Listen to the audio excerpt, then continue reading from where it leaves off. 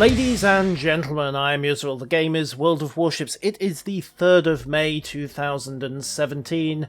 Welcome to the public test server, welcome to 0.6.5, and welcome to the hunt for this ship, the Bismarck. A word of note, however, this is of course the test server. Everything you see here is subject to change. It can all get altered, tweaked, adjusted. It is very much work in progress.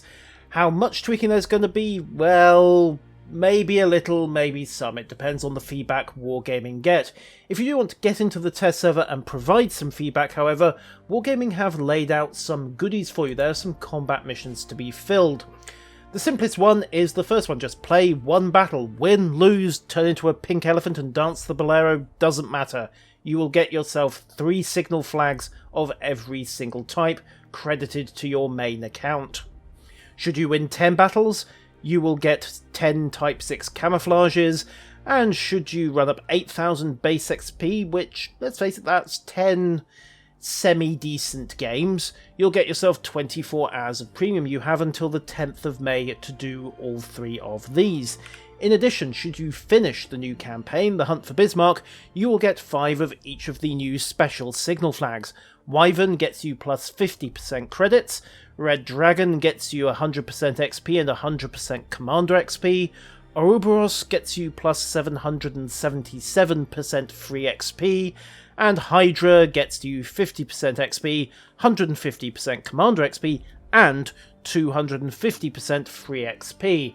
All pretty snazzy. As I say, those rewards are generally credited to the main account. So, the Hunt for Bismarck. This is the new campaign, and it centres around the events of May 1941. 76 years ago, pretty much exactly, one of the most famous battles of World War II took place, the Hunt for the Bismarck. This black line that you can see on this map is the course that was followed by Bismarck until she was eventually, well, sunk. There are a few other lines here, let's quickly look at them. The dotted line is the course followed by Prince of Wales and HMS Hood. That X, by the way, marks the approximate location of Hood's detonation. Yes, that kind of thing happened in real life, more than you would like to admit, and the consequences were invariably bad. Of Hood's crew of some 1,200, I think it was, only 3 survived. The hollow line that we have here is the British Home Fleet. You'll see that they take a detour just here. There is a reason for this, and we'll come to it later on. And the hollow dotted line marks the progress of Force H heading up from Gibraltar in an effort to intercept.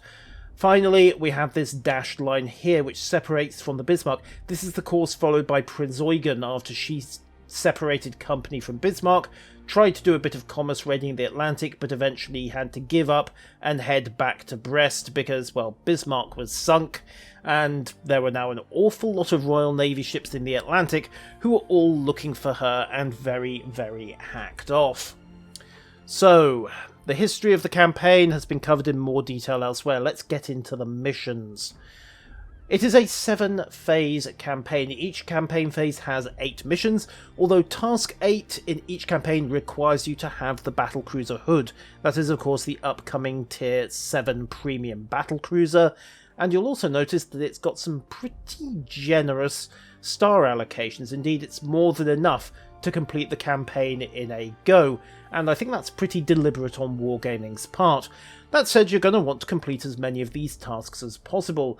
They range from the extremely simple, win and survive 2 battles, although please note the survive task there, that's yeah, that can be harder than it sounds.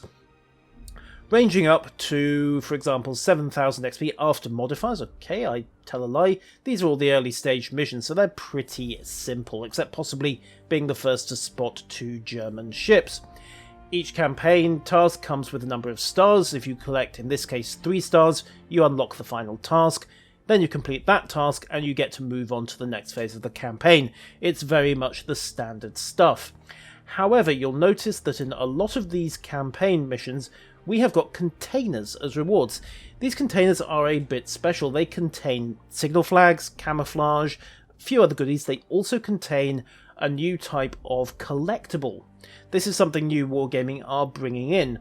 They are introducing collections. Basically, you can trade these collectibles among yourselves as players, and if you manage to complete a set, then you get a reward. However, most of the UI for this currently doesn't seem to be in the PTS, so unfortunately and annoyingly, there's not much I can show you. So, what do we want? I think we will start with 100 main battery hits, because that's nice and simple. Reward for that is a container. We'll also grab 70... Right. Let's go for 3,000 base XP, and we'll go for 7,000 XP after modifiers, because that should be simple enough. Okay, so reward for this first mission is 500,000 credits and a special container. Next one gets you 10 hunter camos. That's one of the new specials. I'm not sure what it does. Another container. There are going to see a lot of containers in this campaign. They are basically necessary for getting the collectibles. Container on its own as the reward for mission 3. Now, I suspect this is incomplete, and you'll see why later on. Jump onto mission 4. You have got the container. You've also got a new camo, the last conquest for Bismarck. That is her paint job on 19th of May 1941. Jump onto task 5. We have a similar camo for Hood, her historical camo, 22nd of May 1941. And then if we jump onto task 6, you can see that we have what's being referred to as the zombie Hood camo. What she looked like, well, after a good chunk of the battle damage. Although not after the chunk of the battle damage that broke her in two and actually sank her. You'll notice, however, that we don't have the zombie Bismarck camo. Well, my guess is that's what's meant to be in the reward for mission 3, not tier 3 at all. That's something completely different. The final reward, should you not have her, is, yep, it's the Bismarck and a commander for her, just a single point. So, as I said, my guess is that mission 3, there is definitely meant to be an extra reward in here, and it's going to be the From the Bottom of the Ocean camo for the Bismarck. However, let's get into a battle. I'll admit now that I'm probably going to edit this battle out for the interests of brevity, and hopefully we'll pick up a few special containers. Alright, so a couple of battles later in the Bismarck. No, I didn't survive any of them. Why did you ask? It's Bismarck. I have got some XP, a few containers, and 2 missions to cash in, so let's get those done. So, collect rewards once, collect rewards twice, and that should give us a couple of the shiny new containers to take a look at. Final mission is available, so we'll unlock that as well, and assign it. I'll do the rest of this off camera, I think. And we have 2 special containers to open, so drumroll please. Ooh, shiny new container art. Very nice. Okay, what's in the box? Come on, what's in the box? We have got, ooh, right, so looks like you get 3. So you have the ship's crest for Ark Royal. We have also got the ship's crest for HMS Sheffield, and 1 flag. Hail Hydra! Sink 1 ship, 2 more are built to take its place, which is pretty much US shipbuilding policy through the Second World War. I'm not sure if I should draw any conclusions from that. Let's open the next container, see what we get, because I think this is... oh, you never know. Okay, looks like 2 more as well. So we get 1 Wyvern flag along with the crests for Renown and Tartar. Not the dental stuff either. So that should have unlocked the collectibles, rather, not the consumables. There's something completely different. So if we drop over to profile, collections, here we are. The UI unlocks when you get your first collectibles. So what do we got here? Collection hunt Bismarck. So we have got 4 out of 24. The reward for finishing it. Ah, there's the zombie Bismarck camo. So that's why it wasn't in mission 3. I got that wrong. Ha.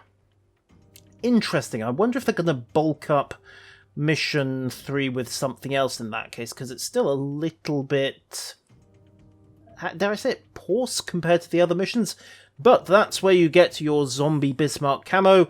That has been an early look at the 0.6.5 test and the Hunt for Bismarck campaign. And until next time, ladies and gentlemen, well, I'll probably be a lot further in. Farewell.